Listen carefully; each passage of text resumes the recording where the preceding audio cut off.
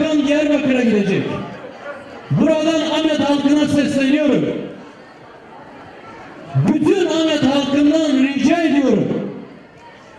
O gün Roboski katliamının baş mimarı ve sorumlusu Ahmet'e geldiğinde yanında tek bir onurlu Kürt göremezsin. Konuşabileceği tek bir haysiyetli Kürt bulamazsın. Ahmet halkı katliamcıları kendi çetesiyle baş başa bıraksın. Protesto etsin. Çıkmasın o gün sokağa. Gitmesin onu dinlemeye. Yüzüne çarpsın o katliamcı zihniyeti. Ahmet halkı bunu yapsın ki o katliamcı zihniyet Ahmet'te en büyük cevabı alsın. Hangi yüzle? Sen hangi yüzle Ahmet'e geliyorsun desinler.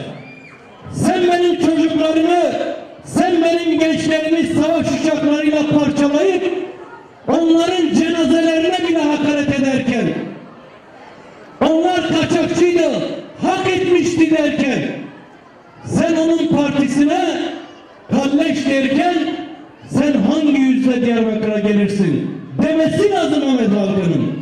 Ahmet halkı Tayyip Erdoğan'ı çetesiyle birlikte o meydanda yalnız bırakmalıdır.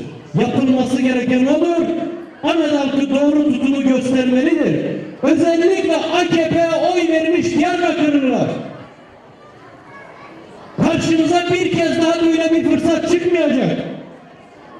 Siz o meydana genel başkanınızı dinlemeye gittiğinizde genel başkanınız şunu söyleyecek. Bakın diyecek, Kürtlerle bir sorunumuz yok. Bakın diyecek, benim canım Kürt kardeşlerim benimle birlikte diyecek ve siz o gün işte Roboski'deki 34 çocuğun, gencin kanına bulaşmış olacaksınız. Gitmeyin o meydana,